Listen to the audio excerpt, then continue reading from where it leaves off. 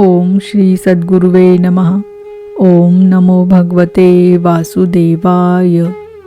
अथ पंचपंचाशत्तमो अध्याय। प्रद्युम्न का जन्म और शंबरासुर का वध। श्री शुकदेव जी कहते हैं, परीक्षित, कामदेव भगवान वासुदेव के ही अंश है।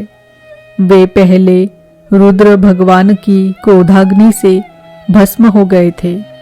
अब फिर शरीर प्राप्ति के लिए उन्होंने अपने अंशी भगवान वासुदेव का ही आश्रय लिया।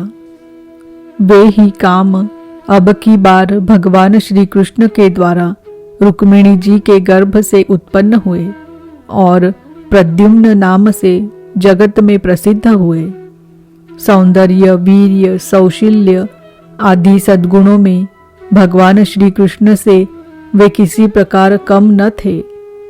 बालक प्रद्युम्न अभी 10 दिन के भी न हुए थे कि कामरूपी शंबरासुर वेश बदलकर सूतिका गृह से उन्हें हर ले गया और समुद्र में फेंक कर अपने घर लौट गया।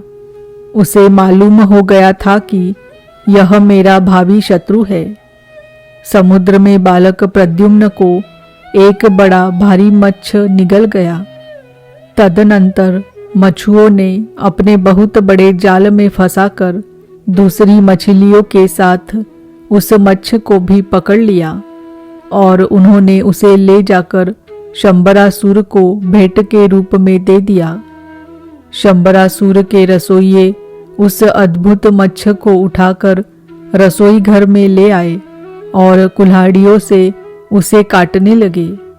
रसोइये ने मत्स्य के पेट में बालक देखकर उसे शंबरासुर की दासी मायावती को समर्पित किया। उसके मन में बड़ी शंका हुई। तब नारद जी ने आकर बालक का कामदेव होना, श्री कृष्ण की पत्नी रुक्मिणी के गर्भ से जन्म लेना, मत्स्य के पेट में जाना, सब कुछ कह सुनाया।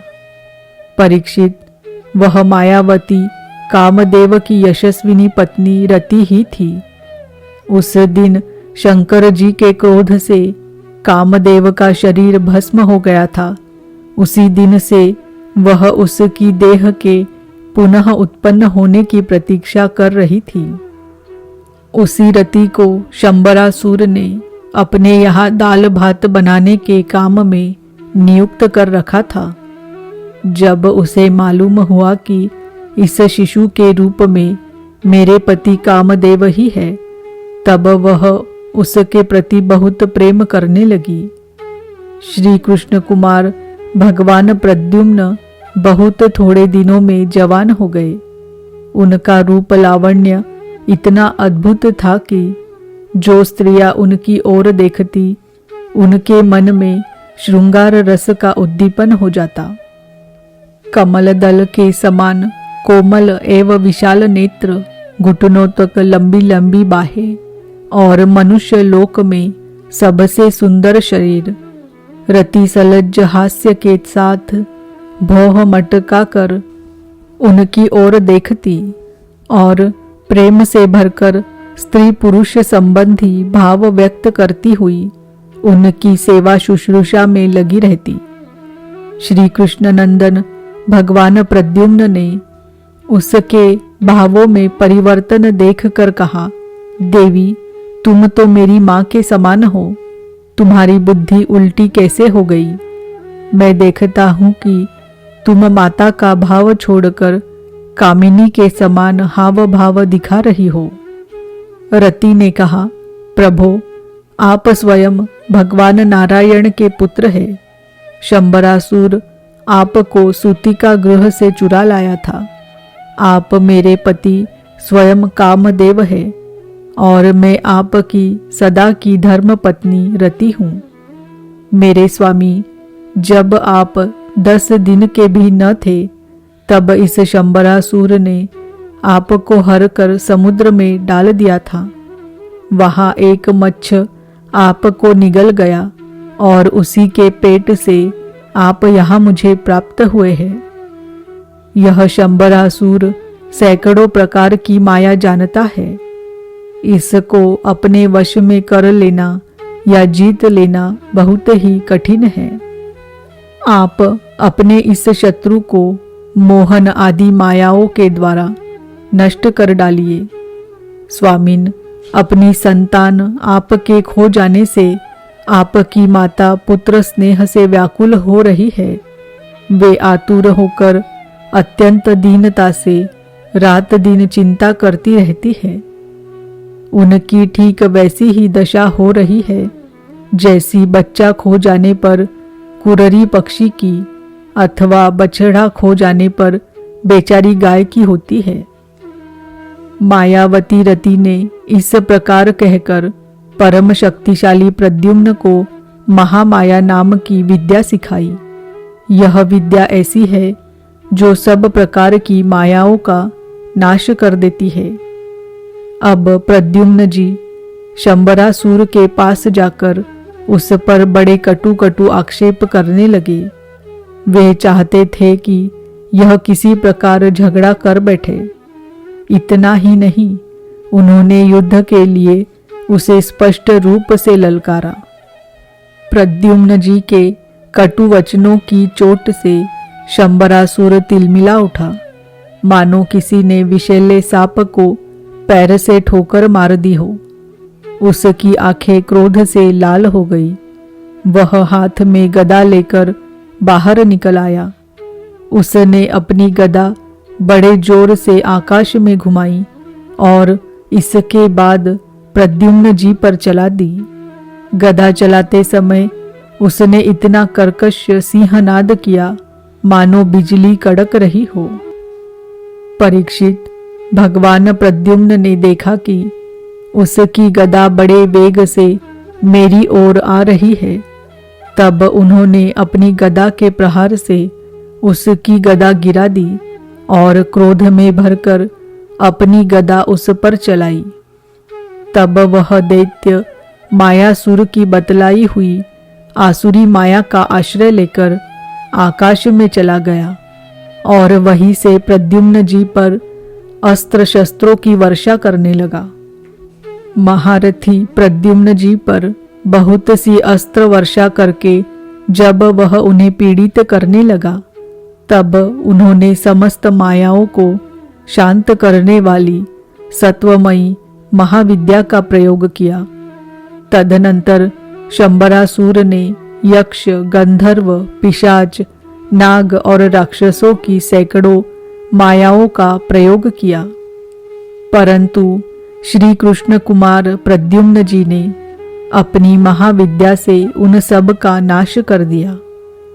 इसके बाद उन्होंने एक तीक्ष्ण तलवार उठाई और शंबरासुर का किरीट एवं कुंडल से सुशोभित सिर, जो लाल लाल दाढ़ी मूछों से बड़ा भयंकर लग रहा था, काट कर धड़ से अलग कर दिया। देवता लोग पुष्पों की वर्षा करते हुए स्तुति करने लगे और इसके बाद मायावती रति, जो आकाश में चलना जानती थी, अपने पति प्रद्युम्न जी को आकाश मार्ग से द्वारकापुरी में ले गई। परीक्षित, आकाश में अपनी गोरी पत्नी के साथ सावले प्रद्युम्न जी की ऐसी शोभा हो रही थी मानो बिजली और मेघ का जोड़ा हो। इस प्रकार उन्होंने भगवान के उस उत्तम अंतपुर में प्रवेश किया जिसमें सैकड़ों श्रेष्ठ रमणियां निवास करती थी।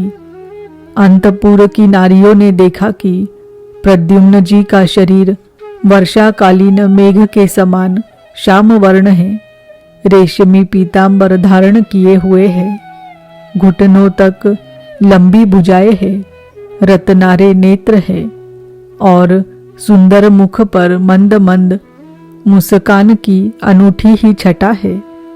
उनके मुखारविंद पर घुंघराली और नीली अलके इस प्रकार शोभायमान हो रही है मानो भौरे खेल रहे हो। वे सब उन्हें श्री कृष्ण समझकर सकुचा गई और घरों में इधर उधर लुक छिप गई। फिर धीरे धीरे स्त्रियों को यह मालूम हो गया कि ये श्री कृष्ण नहीं हैं क्योंकि उनकी अपेक्षा इनमें कुछ विलक्षणता अवश्य है। अब वे अत्यंत आनंद और विस्मय से भरकर इस श्रेष्ठ दंपत्ति के पास आ गई। इसी समय वहां रुक्मिणी जी आ पहुंची। परीक्षित, उनके नेत्र कजरारे और वाणी अत्यंत मधुर थी। इस नवीन दंपत्ति को देखते ही उन्हें अपने खोए हुए पुत्र की याद हो आई। रुक्मिणी जी सोचने लगी, यह नर रत्न कौन है? यह कमल नयन किसका पुत्र है? किस बड़भागिनी ने इसे अपने गर्भ में धारण किया होगा? इसे यह कौन सौभाग्यवती पत्नी रूप में प्राप्त हुई है? मेरा भी एक नन्हा सा शिशु खो गया था, न जाने कौन उसे सूतिका गृह से उठा ले गया। यदि वह कहीं चीता जागता होगा तो उसकी अवस्था तथा रूप भी इसी के समान हुआ होगा। मैं तो इस बात से हैरान हूं कि इसे भगवान श्याम सुंदर की सी रूपरेखा, अंगों की गठन, चाल ढाल, मुस्कान, चितवन और बोलचाल कहाँ से प्राप्त हुई? हो न हो यह वही बालक है जिसे मैंने अपने गर्भ में धारण किया था, क्योंकि स्वभाव से ही मेरा स्नेह इसके प्रति उमड़ रहा है और मेरी बाई बाह भी फड़क रही है।